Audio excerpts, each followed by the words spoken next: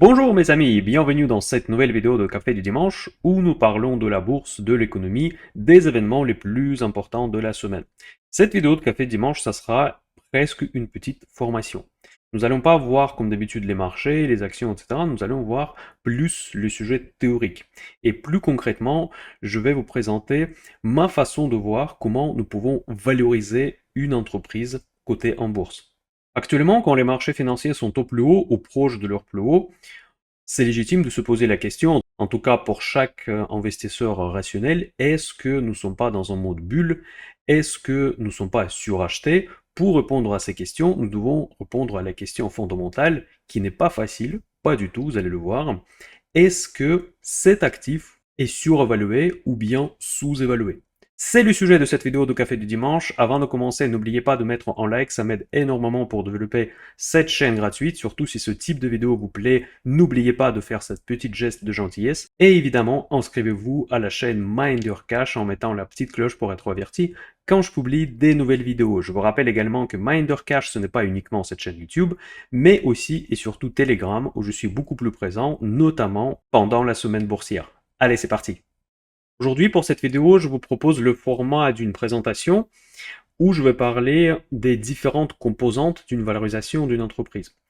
Effectivement, pour valoriser une entreprise, ce n'est pas juste regarder un cours boursier et en fonction des cours historiques dire est-ce qu'elle est chère ou est-ce qu'elle n'est pas chère. Donc il y a différents modèles de valorisation, chaque modèle a ses avantages et ses inconvénients, il y a énormément de débats scientifiques autour de la fiabilité de ces modèles. Il y a des modèles qui sont plus adaptés pour les entreprises de croissance et d'autres sont plus adaptés pour ce qu'on appelle les values.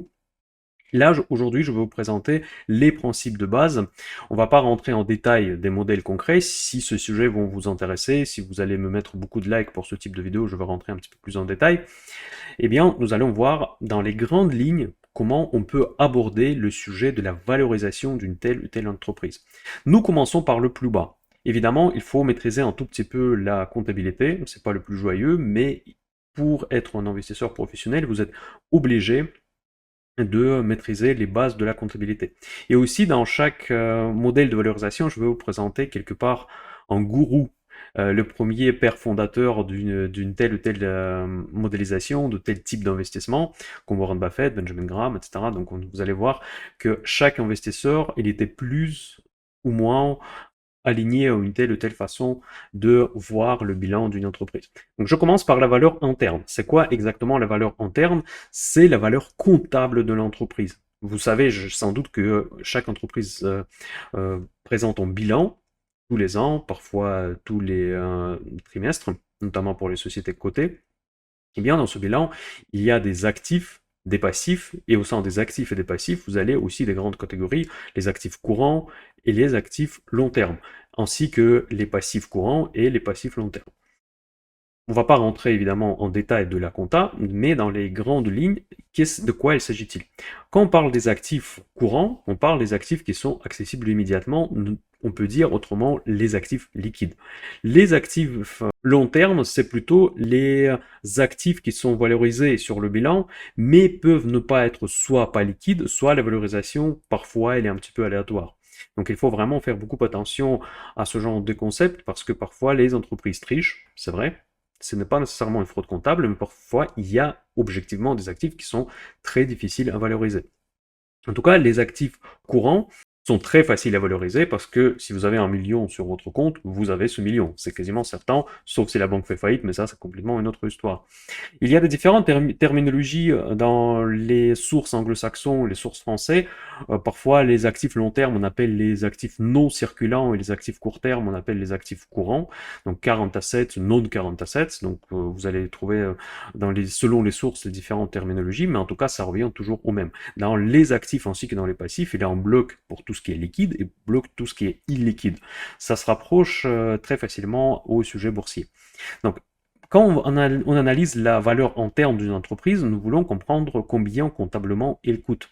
Je souligne le mot encore une fois comptablement parce que ça ne tient pas compte de la valorisation des perspectives de l'entreprise, tous les hypes qu'on voit parfois sur les marchés, notamment en ce moment, quand j'enregistre cette vidéo, en début de mars 2024, où il y a beaucoup de hype, notamment sur le secteur d'AI, tout cela ne va pas être reflété dans la valeur interne d'une entreprise. Pour cette raison, cette valorisation est très peu applicable dans le contexte de l'investissement moderne.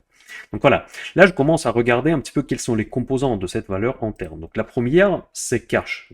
J'ai pas grand chose à rajouter, c'est tout simplement l'argent que vous avez sur votre compte, quelque chose qui est déclaré aux impôts, au fisc, à l'organisme local ou l'entreprise domiciliée qui reçoit les bilans. Voilà, donc là, j'ai pas grand-chose à rajouter, c'est de la trésorerie claire déposée sur les comptes bancaires. Ensuite, les créances. Les créances, c'est par exemple, l'entreprise peut avoir déjà facturé ses clients et les clients n'ont pas juste encore fait le virement. Donc évidemment, ça rajoute un petit peu plus de risque, c'est un petit peu moins liquide parce que l'entreprise, le client peut faire faillite, le client peut être de mauvaise foi, ne pas vous payer, il faudra peut-être déclencher les procédures de recouvrement. Donc, mais c'est quand même considéré comme on appelle cash ou cash equivalent. Vous allez voir dans la comptabilité des entreprises très souvent ce terme, cash ou cash equivalent, par lequel commence toujours le bilan. On lit le bilan de haut vers le bas. En haut, c'est les actifs liquides, après les actifs illiquides, et vers le bas, c'est les passifs. D'abord les passifs à court terme, donc les engagements qu'il faut payer dans l'exercice en cours, et puis les engagements ou les dettes qu'il faudra payer pendant des longues années, donc les crédits classiques. Voilà, les créances. Après les créances, il y a quoi? Il y a les placements. Donc ça se rapproche au cash. Donc effectivement, l'entreprise peut, au lieu de faire dormir son argent sur les comptes, elle peut acheter des ETF, elle peut acheter des ETF monétaires. Pour ceux qui ont géré déjà une entreprise, vous avez sans doute votre banque qui vous a proposé les différents supports pour placer la trésorerie de votre entreprise.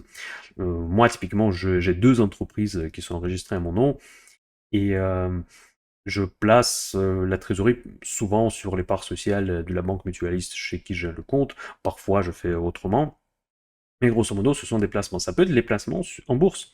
Vous voyez, ça peut être des placements également qui sont considérés comme les actifs très très liquides, qu'on peut effectivement vendre les actions ou les recevoir très rapidement.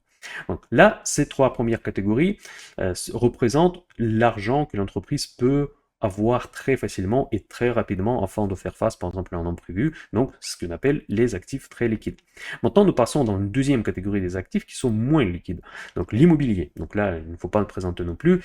Évidemment, l'entreprise peut avoir ses bureaux, peut avoir des filiales, qu'eux, ils ont des bureaux, ils peuvent avoir tout un tas de choses. Attention, ici, nous rentrons déjà dans un sujet un petit peu plus complexe parce que déjà, l'immobilier peut ne pas être très liquide, mais même déjà si c'est un immobilier en bureau sur les Champs-Élysées, il faut un certain temps pour le vendre.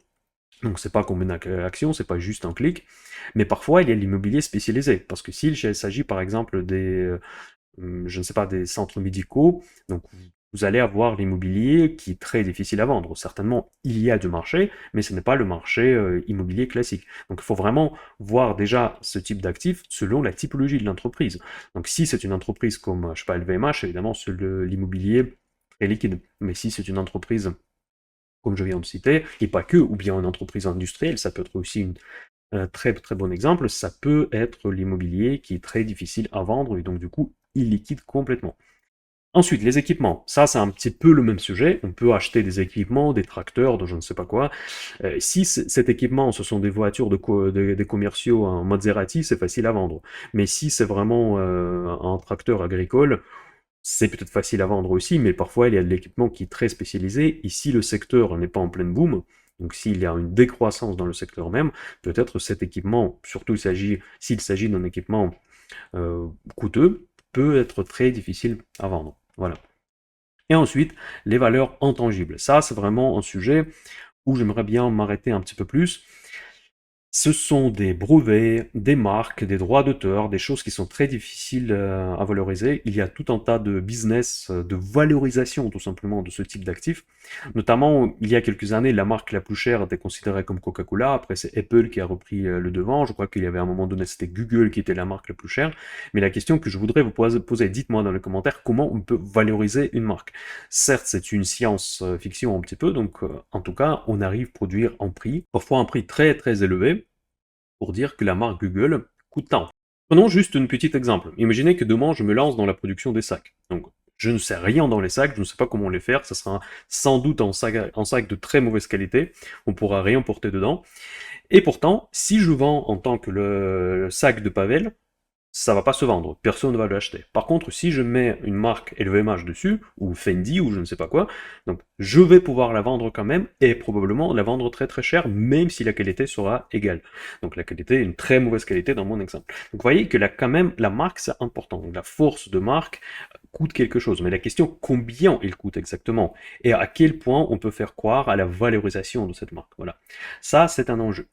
Grosso modo, pour résumer, là on a vu les actifs liquides et illiquides, j'ai beaucoup simplifié. Je sais que les personnes qui ont fait de la comptabilité vont beaucoup me critiquer, mais en tout cas je représente dans les grandes lignes pour qu'on puisse comprendre très facilement le bilan. Maintenant, on a calculé tout cela, c'est très facile d'accéder à cette information, on peut estimer une certaine valeur théorique. Donc on peut prendre à 100% le cash, on peut prendre peut-être à 100% des créances si on présume que les clients ne vont pas faire faillite, placement également, l'immobilier selon l'activité on peut prendre intégralement ou bien appliquer une certaine décote, si il s'agit d'un immobilier particulier. Pareil pour l'équipement, pour les intangibles, souvent les systèmes de valorisation l'ignorent ou pas. Pourquoi j'aimerais bien aussi défendre un peu plus les intangibles? Parce que souvent, c'est un indicateur des moites. Ça peut paraître bizarre, mais ça m'a paru bizarre la première fois quand j'ai lu ça il y a longtemps, c'est que les valeurs qui ont beaucoup de valeurs intangibles ont souvent des moites. Ça veut dire qu'ils ont quelque chose, pourquoi ils ont protégé le droit. Ça veut dire qu'ils ont des marques très fortes, et c'est souvent des paramètres qui accompagnent les entreprises avec des forts avantages concurrentiels. Donc n'ignorez pas les intangibles, comme le conseillent certains adeptes de value investing le plus dur qui existe. Nous venons juste de voir les actifs, et maintenant c'est le temps des passifs. La structure du bilan sera le même. Donc, au début, les dettes court terme, ce sont les dettes qu'il faudra payer dans l'exercice en cours. C'est très important de le voir. C'est pour ça que j'attache beaucoup d'importance, si vous avez remarqué pendant l'analyse des entreprises, à ce qu'on appelle current ratio. Current ratio, c'est justement le rapport entre les actifs liquides que vous voyez ici, donc cash, créance, placement, il y a encore quelques d'autres, par rapport aux engagements court terme qu'il faudra régler dans l'exercice en cours. Si ce ratio est en dessous de 1, cela veut dire que les dettes sont supérieures au cash. Forcément, ça indique que l'entreprise peut avoir besoin de cash supplémentaire pour payer ses dettes court terme. Ça ne veut pas dire nécessairement que l'entreprise va faire faillite demain. Vous allez voir que beaucoup d'entreprises très solides vont avoir ce ratio en dessous de 1, légèrement, généralement en dessous de 1. Si c'est beaucoup en dessous, c'est bizarre. Mais en tout cas, certaines entreprises financent leur cycle opérationnel. Ils peuvent facilement faire l'appel en prêt de trésorerie à la banque et financer tout ce qu'ils veulent. Mais généralement, pour moi, ça me montre est-ce que la gestion du bilan elle est plus conservative ou plus agressive. Voilà, je dirais ça comme ça. Et les dettes long terme, ce sont les emprunts en fait pour acheter notamment immobilier, l'équipement si vous voulez, et faire tourner leur business. Donc en gros, j'ai pas grand-chose à rajouter par rapport à cela. Voilà, maintenant je vous ai présenté le noyau dur de cette valorisation de l'entreprise. Si vous prenez l'ensemble des actifs, la première ligne sur votre écran, si vous faites une soustraction de l'ensemble des passifs, vous allez obtenir ce qu'on appelle la valeur comptable. Et vous allez être surpris que cette valeur comptable correspond à une autre ligne du bilan qui s'appelle les fonds propres de l'entreprise. Et oui, le bilan de l'entreprise est toujours équilibré, donc les actifs égaux aux passifs, eh bien, ceux qui jouent l'équilibrage entre les deux, parce que généralement les dettes sont inférieures à l'ensemble des actifs, et heureusement, ces différentiels s'appellent les fonds propres. Et les fonds propres, ça représente la valeur comptable de l'entreprise. Et si on la divise par le nombre d'actions en circulation, vous allez obtenir ce qu'on appelle la book value. Donc c'est aussi simple que ça. C'est les mathématiques que tout le monde peut faire très facilement. Qui était l'adepte de cette approche d'analyse? Eh bien, c'est un des premiers investisseurs, le père fondateur de Value Investing, c'est Benjamin Graham, l'auteur de fameux best-seller The Intelligent Investor, donc l'investisseur intelligent, que moi j'ai lu. Je ne vous le conseille pas. Vous savez pourquoi? Parce que ce bouquin, déjà, il est écrit dans les années 40, il y a beaucoup de choses qui sont périmées, même si Warren Buffett, qui était son élève, en fait, Benjamin Graham, c'est un professeur de Warren Buffett, et bien, pour moi, il n'y a pas beaucoup de chapitres qui sont réellement utiles aujourd'hui, sauf peut-être une qui s'appelle Intelligent Investor and Market Fluctuations. Donc je l'ai lu en anglais, je ne sais plus comment exactement c'est traduit en français. Donc en gros, la fluctuation des marchés et l'investisseur intelligent. Je trouve que ce chapitre peut être le seul qui est intéressant dans ce livre, aujourd'hui, encore une fois. Mais en tout cas, Benjamin Graham, il partait du principe qu'il faut tout simplement valoriser l'entreprise à sa valeur comptable. On appelle ça parfois Benjamin Graham's Nets. Vous pouvez tout trouver sur Google, cette modèle de valorisation. Quand vous prenez les actifs liquide, et vous déduisez toutes les dettes, y compris les dettes long terme. Dans ce cas-là, vous obtenez une valeur liquidative. Qu'est-ce qui se passerait avec cette valeur si l'entreprise fait faillite demain? Et Benjamin Graham partait du principe que ce sont des valeurs qui ont des grands margins of safety, donc la marge de sécurité, et du coup c'était une opportunité d'investissement. Je suis complètement pas d'accord avec cette approche parce que généralement, si les entreprises, même déjà, il est très difficile de trouver les entreprises qui correspondent à ce critère. Et même si vous les trouvez, ces entreprises, ça sera une entreprise dans une énorme difficulté. C'est-à-dire que le marché considère que cette entreprise n'a aucune chance de survivre, presque, même si peut-être les flux financiers sont encore bons. D'ailleurs, on va voir ça sur un exemple de Téléperformance qui a fait beaucoup parler notre Telegram aujourd'hui, cette semaine, pardon. Eh bien, souvent, les entreprises comme ça, ils continuent encore de produire de la valeur. Le marché, qui anticipe toujours, voit que ça ne sera plus le cas d'ici quelques temps. Et donc, il commence à dévaloriser cette entreprise, et parfois, cette valorisation du marché peut passer en dessous de sa valeur interne, mais dans ce cas-là, c'est plutôt un cas très grave, plutôt que une opportunité. Et d'ailleurs, ce n'est pas un hasard que Benjamin Graham, c'est un des, on va dire, investisseurs connus qui n'a pas fait une grosse fortune. Je pense que parce que tout simplement son approche n'était pas adaptée. Voilà. Ensuite, les flux financiers. Donc là, nous arrivons à un autre niveau de valorisation. Donc le premier niveau de valorisation cœur, donc ce qu'utilisait Benjamin Graham, il faut le valoriser. Parce que si l'entreprise elle a beaucoup de valeur interne, c'est quand même un atout. Donc ça veut dire que c'est une valeur qu'on peut presque pas contester. Mais par contre, il n'y a pas que ça. Donc au-dessus de cette valeur interne, il faut rajouter une autre couche, parce que l'entreprise, elle vit. C'est un être vivant presque, elle produit de la valeur, et là, ses perspectives, positives ou négatives, et le marché les valorise. Donc, il y a le marché qui le valorise, mais il y a aussi les investisseurs qui peuvent le valoriser en utilisant les différents modèles mathématiques qui sont hors scope de cette vidéo. Et on peut en discuter, encore une fois, n'oubliez pas des likes, des commentaires, dans ce cas-là, je vais faire un peu plus de vidéos comme ça. Eh bien, les flux financiers, donc ça veut dire que tous ces actifs, ils sont là pas juste pour dormir sur les comptes bancaires, mais pour pour vendre quelque chose, pour obtenir des revenus et pour produire de la rentabilité pour ces investisseurs. Et donc, c'est quoi les flux financiers? Donc, le premier, le plus important, c'est le chiffre d'affaires. Le chiffre d'affaires, c'est toutes les factures qui sont encaissées par une entreprise sur une période donnée. Cette période donnée, généralement, ce soit un trimestre pour les entreprises cotées, soit une année fiscale de référence. Donc, j'ai pas grand chose à dire, c'est en gros c'est tout l'argent qui rentre dans l'entreprise. Ensuite, les coûts. Les coûts, évidemment, c'est combien coûte à l'entreprise pour faire tourner le business. Ça peut inclure la marchandise, les salaires pour les employés, bien évidemment, et tout un tas d'autres coûts qui peuvent arriver pendant que l'entreprise, en prenant le chiffre d'affaires, elle paye les coûts et ensuite, ce qui reste, c'est la valeur ajoutée. Ensuite, les marges. Les marges, c'est très important, qui sont exprimées généralement en pourcentage, que je regarde beaucoup. C'est justement la capacité de l'entreprise en question de créer une valeur ajoutée. Grosso modo, je vais simplifier, mais vraiment à fond, c'est la différence, le taux de différence entre le chiffre d'affaires et l'ensemble de coûts que l'entreprise devrait assurer pour produire quelque chose. Donc, par exemple, si l'entreprise, elle a perçu, je sais pas, 1 million de dollars, ses coûts représentaient 800 000 dollars, donc il reste 200 000, en gros, ça, c'est sa marge. Et ensuite, cette marge, elle est exprimée en pourcentage, et elle peut être soit brute, soit nette, donc il y a différents niveaux de marge.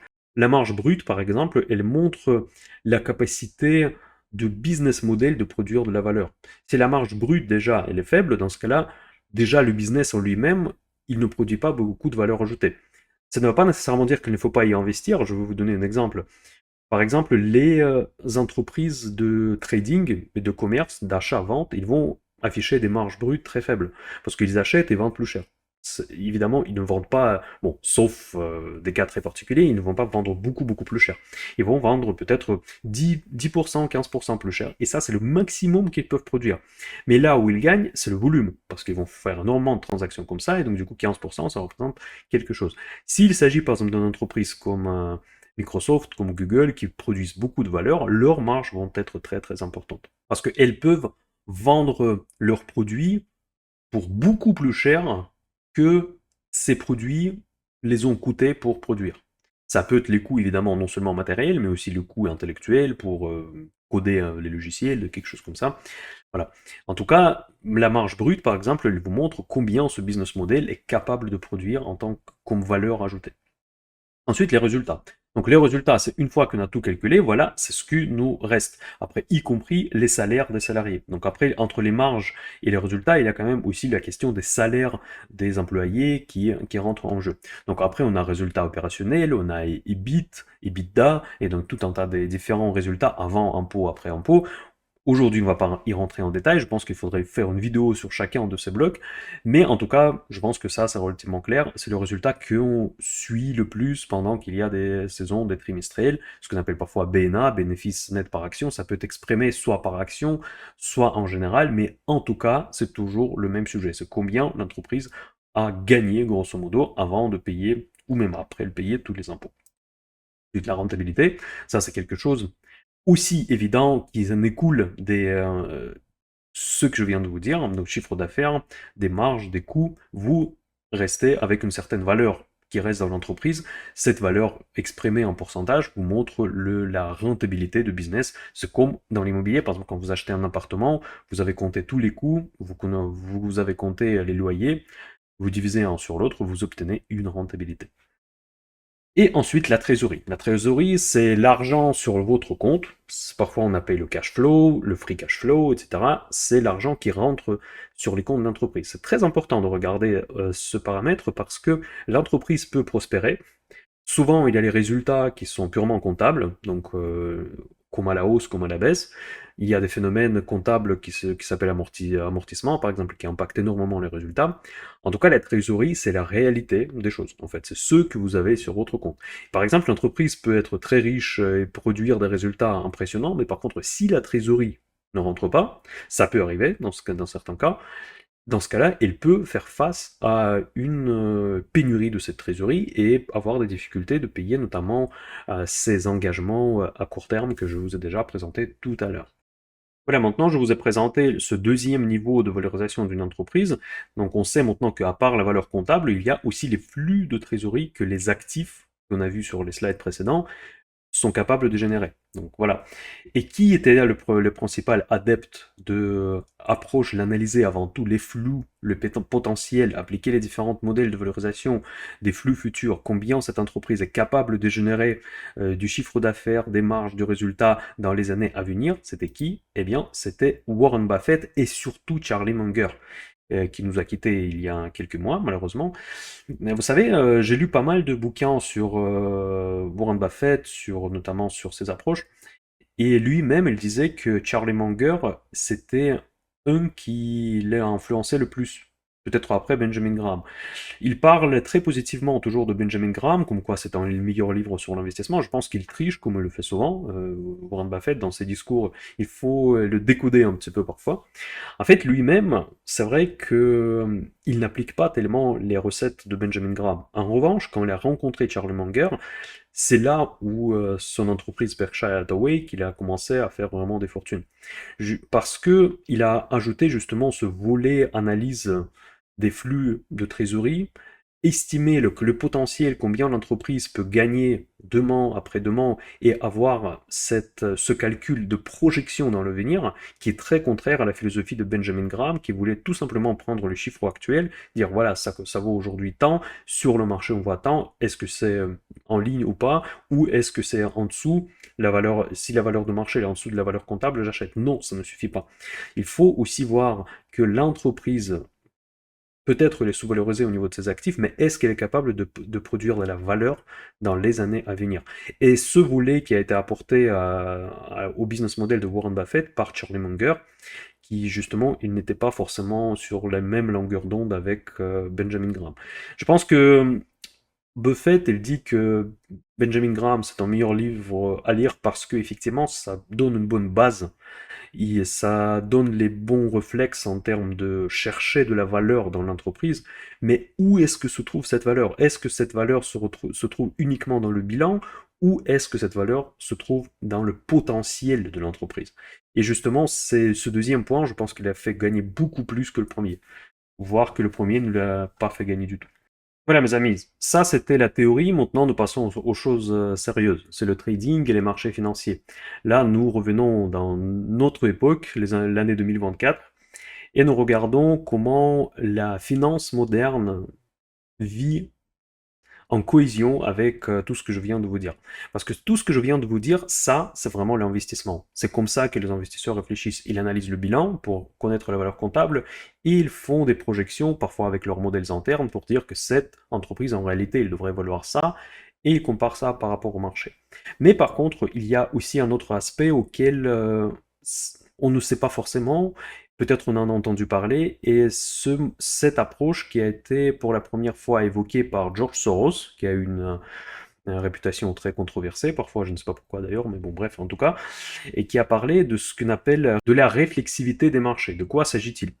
En effet, tout ce que je viens de vous dire, c'est vrai, c'est qu'il y a les différents modèles de valorisation, mais il y a aussi les marchés, les humeurs, le comportement humain, et les deux s'affectent mutuellement. Donc l'entreprise, il ne vit pas dans un monde isolé, il n'est pas sur une autre planète. Par exemple, si l'entreprise est le père dans le monde actuel, et si demain, je ne sais pas, il y a une grande crise qui se déclenche, qui va peut-être pas forcément toucher cette entreprise en question, en tout cas, la panique sera telle que ça va mettre la pression sur les prix de tous les actifs. Nous avons vécu ça en 2008-2009, nous avons vécu ça pendant le Covid, et nous vivrons ça encore dans le venir, mais on ne sait pas quand. Ce que veut dire par sa théorie de réflexivité George Soros, c'est que les prix, ils peuvent affecter les fondamentaux autant que les fondamentaux peuvent affecter les prix. Donc la méthodologie de Warren Buffett et Charlie Munger part du principe que c'est surtout les fondamentaux qui sont dominants, donc on prend la valeur en termes plus la valorisation du potentiel de l'entreprise future, et en fonction de ça, on déduit les prix. Et presque, ils prennent une abstraction du marché. Ce que dit parfois Warren Buffett, pour moi, je vais au marché comme je vais acheter les tomates. Je vois que ça, c'est intéressant, donc là, je l'achète, je le prends pour moi. Et il dit qu'il s'intéresse au marché uniquement au moment d'achat, au moment de vente.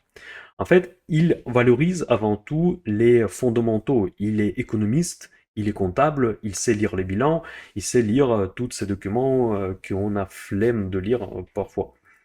Eh bien, George Soros, c'est tout l'inverse. En fait, il regarde avant tout l'humeur des marchés. C'est un père fondateur de l'analyse technique, si vous voulez. Eh bien, en fonction de ça, il part du principe que si le marché le vaudra, il va faire couler n'importe quelle entreprise. Et il n'a pas tort. Je vous donne tout simplement un exemple très évident, c'est que l'entreprise, souvent, quand elle demande un prêt à la banque, pour apporter des garanties, la banque regarde sa valorisation boursière pour les grosses entreprises. Si la valorisation boursière en train de s'éroder, ils ne peuvent plus apporter les actions de son entreprise comme une garantie pour le prêt. C'est comme ça que ça marche avec des grosses entreprises très souvent, c'est que la valorisation boursière, quelque part, ça représente une garantie pour une banque pour leur donner de l'argent liquide, liquide des prêts. Eh bien, si jamais il y a des difficultés boursières, l'entreprise en question peut être vite confrontée à un manque de liquidité. Il n'y aura pas de banque qui voudra lui prêter cette liquidité. C'est juste une des exemples, mais il y a beaucoup d'autres. Et notamment, tout simplement, le cours boursier, parce que les investisseurs peuvent fuir parce que les cours chutent, même s'ils chutent sans une raison évidente. Donc, il faut bien comprendre que la réflexivité des marchés, elle est quand même présente. Qu'il y a non seulement les fondamentaux qui drive les cours boursiers, mais les cours boursiers, ils peuvent impacter les fondamentaux. Et ça, c'est vraiment un point qu'on rate très souvent, surtout quand on commence en bourse. Voilà. Ici, il y a deux gros blocs. On peut en discuter dans les commentaires si j'étais légitime, pertinent de les séparer comme ça. J'hésitais pas mal. Donc, il y a quand même un côté objectif dans tout ce qui est marché, trading, parce que les marchés, c'est évidemment les comportements de foule. Mais comme je viens de vous dire, que ce comportement peut impacter les fondamentaux de cette entreprise. Il y a quand même un tout petit bout des points objectifs. Par exemple, ce sont les ETF et les indices. Si l'entreprise, elle fait partie des indices et des ETF, donc forcément, toutes les stratégies indicielles, et aujourd'hui, il y a énormément d'investisseurs qui utilisent les trackers sur les ETF pour investir en bourse, ils vont automatiquement l'acheter. Pas parce qu'ils veulent acheter cette entreprise, parce qu'ils achètent ou ils vendent tout simplement les ETF qui comprend cette entreprise dans sa liste. Eh bien, si jamais il y a des mouvements drastiques sur les marchés, ces investisseurs peuvent facilement se débarrasser de ces ETF et évidemment, ça va mettre la pression sur le cours des entreprises qui font partie de cet indice ou de cet ETF, parce que les ETF sont généralement faits sur les indices. Ensuite, la gestion active. Qu'est-ce que je veux dire par ça? Gestion active est très maligne. Je déteste personnellement la gestion active pour les raisons que je vais vous expliquer. Je parle avant tout des EPCVM et des SICAV, parce que les hedge funds, c'est tout autre chose. Le but de tous ces gérants, entre guillemets, c'est de ne pas faire pire que son voisin. Tout ce qui les intéresse, c'est de ne pas gagner de l'argent pour vous, mais c'est de toucher les bonus, les primes qu'ils touchent à la fin d'année, et ils les touchent s'ils étaient plus ou moins en ligne avec le marché, et s'ils ne nous ont pas fait pire que leur adversaire principal. Ça se joue à pas grand-chose. Donc investir par exemple dans un fonds avec une gestion active de CAC 40, de S&P 500, pour moi ne représente aucun intérêt. Parce que vous allez faire moins bien que l'indice à long terme, parce que ces gars-là qui vont acheter tout simplement l'indice et vont faire exactement comme ETF, ils vont en plus vous charger des frais de gestion qui sont très conséquents. Eh bien, finalement, vous allez vous retrouver à payer le gars qui achète grosso modo un ETF. Pourquoi ils se comportent comme ça? Parce qu'ils ont peur tout simplement. Parce qu'imaginez s'ils prennent le risque d'acheter un petit peu plus du total que de LVMH, sachant que tous les autres compétiteurs, ils ont plus du LVMH que du total. Eh bien finalement, s'il aura tort, ça sera une catastrophe pour lui. Il va se faire virer, il va pas toucher ce bonus. Autant de rester dans la moyenne et tout se passe tranquillement, parce que les gens qui ne maîtrisent pas la bourse, ils vont passer par toi, ils vont te faire confiance, ils vont te voir comme un expert, et ces gens-là, qui se pointent tout le temps sur BFM Business, par exemple, pour parler, ils ont un discours vraiment très professionnel, mais par contre, leur investissement derrière, c'est juste l'investissement indiciel, sans plus. Et bien évidemment, ces personnes-là, qui voient que par exemple mon voisin il achète Nvidia, je veux aussi acheter Nvidia. Et tous les autres vont faire pareil, parce que si tout le monde achète Nvidia, tout le monde va acheter Nvidia. Et ça va donner un phénomène que Nvidia va monter. Et si jamais l'inverse se produit, ils vont faire pareil. S'ils voient que tout le monde commence à vendre Nvidia, ils vont tous vendre Nvidia. Donc, vous voyez, c'est un petit peu le serpent qui se mord la queue, parce que ce n'est pas tellement comportemental, c'est purement l'organisation du métier qui domine le marché. Le métier de gestion active est organisé de cette manière. Et ça a une énorme incidence sur les cours. On ne le rend pas compte, on se rend pas compte. Mais quand on voit que l'action monte sans arrêt, c'est parce que les gérants de fonds l'achètent et finalement ça commence à créer une bulle. Les buybacks, c'est quand l'entreprise elle achète ses propres actions, donc évidemment ça monte les cours, ça améliore les ratios, etc. Et ça c'est un phénomène qui peut propulser effectivement les cours boursiers plus haut sans une raison spécialement fondamentale présente. Buffett a acheté. C'est un petit peu le même phénomène comme la gestion active. Quand un grand investisseur très connu achète quelque chose, tout le monde le suit. C'est un petit peu le comportement moutonnier qui fait partie de la nature humaine. Les short squeeze, par exemple, ça c'est aussi un phénomène objectif qui affecte les cours. Je l'ai déjà expliqué plusieurs fois, grosso modo c'est un phénomène quand il y a beaucoup de positions à découvert qui sont ouvertes par rapport à un tel et tel actif, si l'entreprise, par exemple, sort un bilan un petit peu moins pire que prévu, parfois elle a une vague d'achat et ça fait éjecter toutes les positions short avec des margin calls. Ça, c'est un phénomène qui peut propulser de 200% en une journée une action. C'est un mouvement de prix quand même, qui n'a rien à voir avec les fondamentaux, mais c'est un mouvement purement objectif parce que c'est le fonctionnement des exchanges qui est comme ça. Parce que si vous n'avez pas suffisamment de marge déposée et quand vous avez ouvert une position short, c'est pour ça que les positions short sont plus risquées que longues, vous pouvez vous retrouver dans cette situation et le cours peut artificiellement monter très haut. Ça, c'est un phénomène très objectif. Mais après, il faut quand même dire que jouer là-dessus, c'est compliqué parce qu'il y a énormément de tomates, tous ces événements sont connus, le fait que telle ou telle action ait fait partie de tel ou tel indice ou ETF, tout ça c'est connu, et donc c'est très difficile de gagner de l'argent dessus. Et par contre, l'autre bloc de cette troisième, on va dire, couche de valorisation d'une entreprise, c'est la spéculation, mes amis. La spéculation, c'est le plus important, c'est ça qui détermine s'il y a des bulles, s'il n'y a pas de bulles.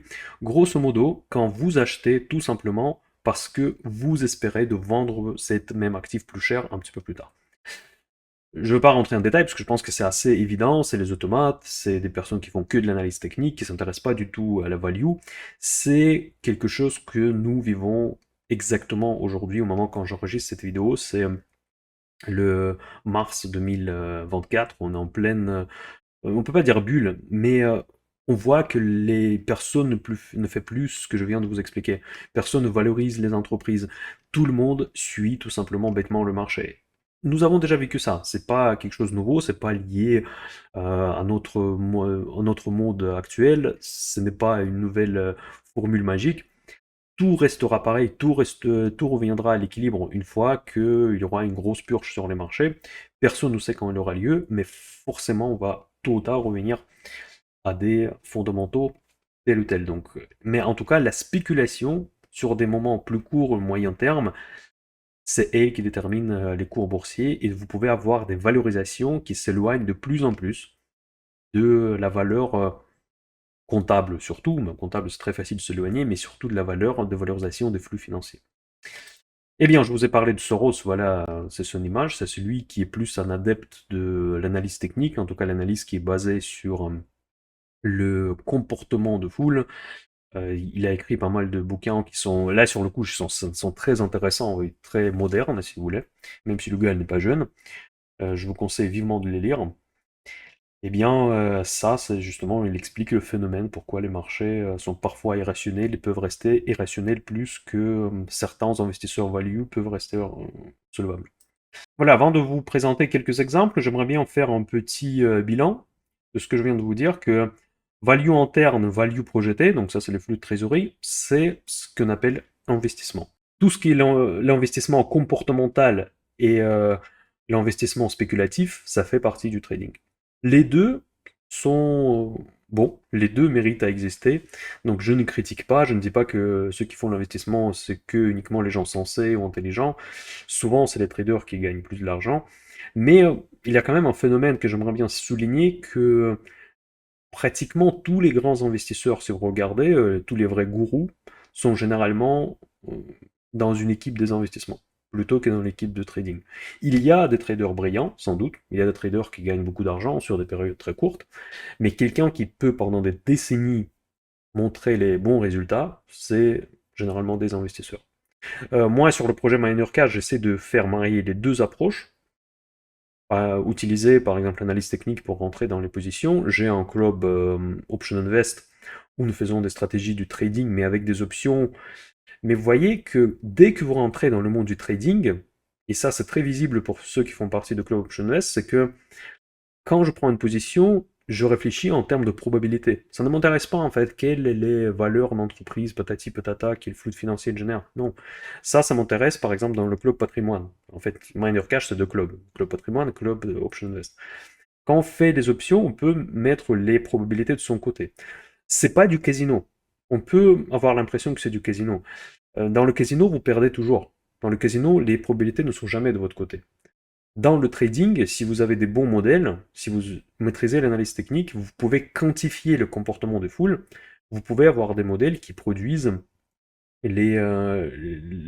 l'espérance mathématique beaucoup meilleure que ce que vous propose le casino, qui est négatif. Eh bien, ne faut pas négliger aucune des approches. Après, chacun choisit souvent selon l'âge, ce qui vous convient le plus. Mais si vous voulez faire du trading, je vous conseille vivement d'investir dans une petite formation Option Invest, ou bien avec moi, ou bien avec quelqu'un d'autre avec qui vous faites plus confiance, c'est à vous de voir. Mais parce que les options, elles permettent de justement améliorer le rapport entre les probabilités et le gain potentiel par rapport aux investissements en direct. Voilà. Donc ça, il faut bien comprendre qu'on sépare clairement ces deux mondes. Le monde d'investissement, là où il y a de la valeur, et le monde du trading, où on ne s'intéresse pas de la valeur. Le trader, il peut trader tout et n'importe quoi. Il peut trader de la bétail ainsi que les actions LVMH. il sait comment se comportent les cours, comment se comporte la psychologie humaine, il peut le quantifier, il peut mettre en place les modèles et il peut les trader. Ce n'est pas le cas pour un investisseur. Un investisseur, il regarde les bilans, il fait le travail de fond et il a sa propre vision de l'entreprise, il a sa propre valorisation, il la compare par rapport à ce que pense la foule. Maintenant, je voudrais vous donner quelques exemples. Ça va être super intéressant sur les entreprises concrètes. Quel modèle, comment on peut les valoriser? Les REIT, ou les foncières cotées, les REITs, ça s'appelle. Donc, ce sont des entreprises qui gèrent un parc immobilier et ce sont des entreprises qui obtiennent des loyers. Donc, j'en ai déjà parlé beaucoup, c'est pas le sujet de cette vidéo, d'expliquer ce que c'est exactement. En gros, ce sont des entreprises qui gèrent l'immobilier, un peu comme vous investissez dans un appartement, vous touchez le loyer, vous payez les frais, et vous restez avec une certaine somme qui tombe sur votre compte tous les mois.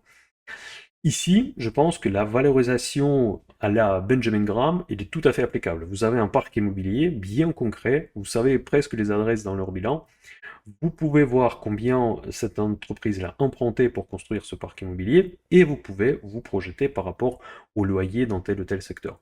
Donc c'est tout à fait possible d'utiliser les approches comptables basiques pour les foncières cotées. Et d'ailleurs, quand il y a des grosses crises qui font emporter les foncières cotées vers le bas, on peut avoir vraiment des superbes affaires parce que vous pouvez acheter un appartement pour presque moitié prix en passant par les REITs, foncières cotées, qui sont massacrés en bourse. Et quand leur valeur réelle, l'ensemble de leurs actifs, moins les dettes, peut être largement, largement supérieure à la valeur du marché. Donc, bienvenue Benjamin Graham. Ensuite, Total Energy, c'est une valeur dont je parle très souvent, que j'aime beaucoup. Ici, nous devons appliquer les approches plus complexes, parce qu'il y a une grosse part value dans cette entreprise. Bon, ils ont beaucoup de cash, ils ont beaucoup de placements, j'imagine. Ils ont beaucoup aussi d'infrastructures qui, d'ailleurs, difficiles à valoriser. Ils ont des bureaux dans les secteurs où c'est facile à vendre, ils ont des usines qui sont pas faciles à vendre, etc., etc. Donc il y a pas mal de choses tangibles à valoriser sur le bilan de Total Energy. En revanche, il y a aussi une part de valorisation de flux futurs, par exemple son potentiel dans les énergies renouvelables, tous ces investissements dans les énergies vertes, etc., qu'il faut valoriser pour estimer quel sera l'avenir de cette entreprise. Donc dans cette entreprise, vous devez faire les deux. Vous devez faire le travail à Benjamin Graham, mais aussi le travail du style Warren Buffett et Charlie Munger. C'est pour cette raison que Warren Buffett, il adore généralement les entreprises énergétiques, parce que c'est justement son profil, quasi parfaitement. Microsoft, c'est une valeur de croissance, clairement. Donc AI, c'est numéro 1 dans l'AI, et ici, c'est pas du tout la peine, même pas passer le temps là-dessus, de valoriser la valeur interne de cette entreprise. On s'en fiche combien de bâtiments ils ont, on s'en fiche s'ils sont bien placés ou pas. La valeur de Microsoft, c'est intangible, c'est les valeurs de son potentiel justement qu'ils vendent, c'est la valeur intellectuelle énorme qu'ils vendent, c'est des logiciels, c'est ça qu'il faut le valoriser. C'est le positionnement de ces logiciels, comment ils sont intégrés dans les business models de ses clients, et cette intégration, comme vous pouvez imaginer, notamment avec Microsoft Office, elle est très très forte. Donc on va s'intéresser uniquement à ce côté de Charlie Munger, vu qu'il y a beaucoup plus d'incertitudes. Pour cette raison, Warren Buffett, vous avez sans doute entendu parler qu'il n'aime pas investir dans les entreprises technologiques, pourtant il a investi Apple, c'est sa première ligne, qui est évidemment comparable à Microsoft. Voilà, donc ça, c'est vraiment une valeur où la valeur interne ne nous intéresse presque pas, dans la valeur de ses actifs, du cash sur leur compte, même s'il y en a énormément, mais elle va jamais être cotée en dessous de son cash, parce que les perspectives sont tellement énormes qu'elle va toujours être valorisée beaucoup, beaucoup plus. Et cette composante de flux de trésorerie futur va largement dominer la composante de sa valeur interne qui est toujours significative, qu'il faut la prendre en considération, si vous voulez. Évidemment, s'ils ont des milliards et des milliards sur le compte bancaire, on ne peut pas le négliger, on devrait le prendre en compte dans notre calcul, mais ce qui va nous intéresser pour se projeter avec Microsoft, c'est quel est son potentiel par rapport à ses concurrents, comment ils vont déployer l'intelligence artificielle avec leurs copilotes, etc., etc. Et les performances, voilà, ça c'est une valeur qu'on a beaucoup discuté la semaine dernière, ça c'est vraiment très intéressant, parce que la valeur, elle faisait pendant des longues années partie des sélections françaises des entreprises de croissance, notamment dans le metaverse, même on en avait parlé dans beaucoup de choses. Aujourd'hui, cette valeur, elle est littéralement massacrée en bourse elle rentre presque dans une deep value, ce qu'on appelle, elle se rapproche des modèles de valorisation de Benjamin Graham. Je n'ai pas vérifié, mais je ne serais pas étonné qu'on n'est pas loin. Parce que le marché, justement, il pense que sa phase de croissance est terminée. Bon, déjà, dans les faits, elle est terminée, mais il pense qu'il va basculer dans une décroissance. Donc, il va commencer à perdre du chiffre d'affaires, le résultat va passer dans le rouge, probablement très profondément dans le rouge avec le déploiement de l'AI et que leurs services ne seront pas compétitifs par rapport au système d'intelligence artificielle. Donc vous voyez comment le marché va commencer à impacter une valeur, une bonne valeur si vous voulez, une valeur qui performe bien au jour actuel, comment le marché peut impacter les fondamentaux. Aujourd'hui, Téléperformance, par exemple, il va avoir du mal vraiment de justifier, par exemple, d'après ses clients, d'après ses créanciers, d'après les banques, d'après les investisseurs, sa capacité justement de maintenir ce bilan propre qu'ils ont aujourd'hui. Donc il faudra défendre à chaque fois qu'ils sont toujours compétitifs et qu'ils resteront compétitifs dans les années à venir. Le marché aujourd'hui est en train de enterrer justement Téléperformance.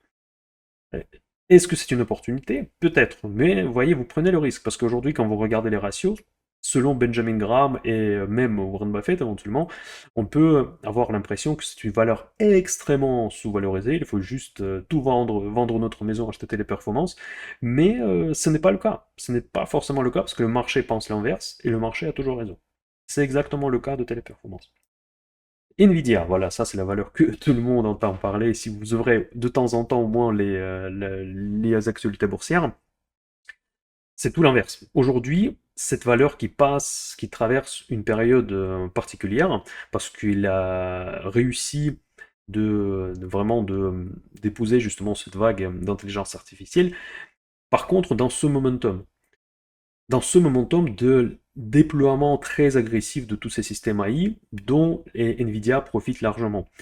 Par contre, ce phénomène qu'il a réussi de vraiment être là au bon moment, bon, bravo à leur service commercial, bravo à leur management, lui permet de déclencher ce mouvement spéculatif. Donc aujourd'hui, tout le monde achète le Nvidia, tous les fonds, tous les gérants, ils incluent de partout dans tous les ETF, tous les indices. Si t'es pas Nvidia, t'es pas un investisseur aujourd'hui.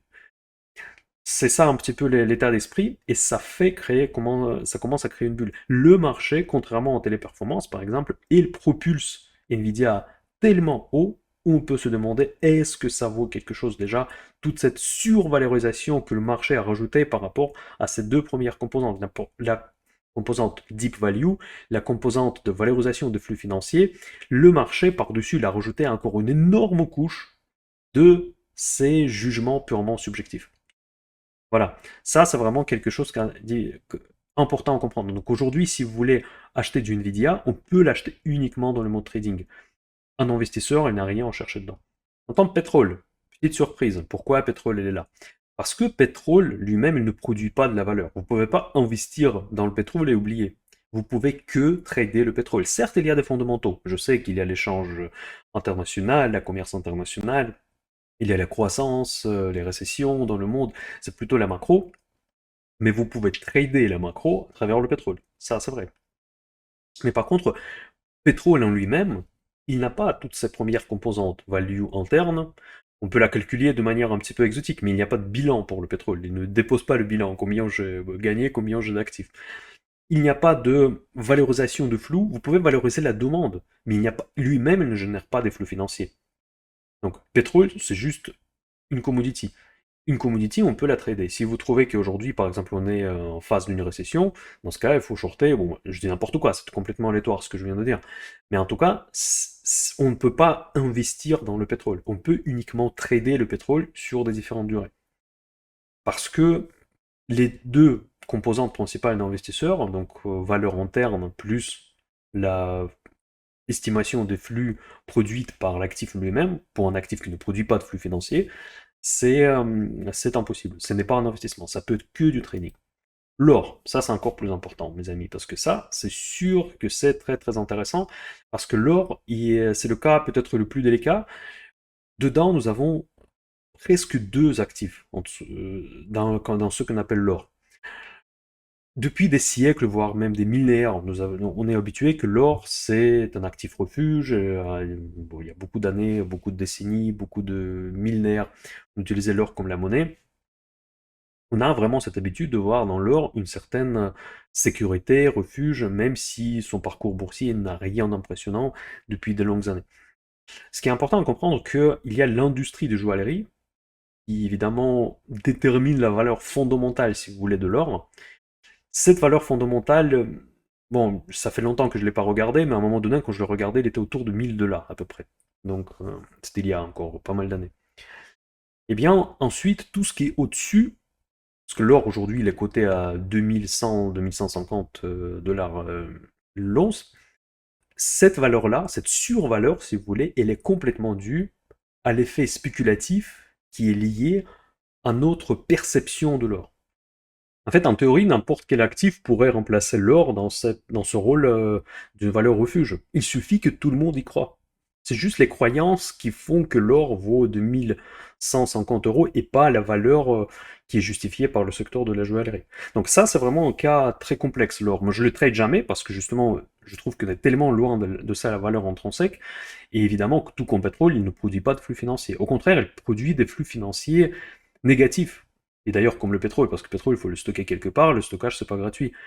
Pour l'or, c'est pareil. Pour le stockage, c'est moins cher que le pétrole, mais en tout cas, c'est le coût. C'est le coût non négligeable de stocker l'or quelque part. Et le dernier actif que je voudrais voir avec vous, c'est le Bitcoin. C'est le cas extrême de la spéculation. Eh bien, Bitcoin, c'est uniquement la part spéculative. On peut passer des heures et des heures en discutant combien vaut réellement le Bitcoin, mais il n'existe pas de modèle de valorisation qui permettrait de le valoriser. Donc toute sa valeur, toute cette valeur gigantesque que nous observons actuellement sur le marché, elle est due uniquement à la spéculation. Voilà mes amis, j'espère que cette vidéo vous a plu, donc c'était un peu long, mais j'espère que c'était informatif. Mettez un like, partagez cette vidéo avec vos amis qui s'intéressent à la bourse et à la finance, et si j'ai beaucoup de likes, beaucoup de commentaires, je vais faire plus de vidéos de ce type. Allez, à bientôt, bye bye.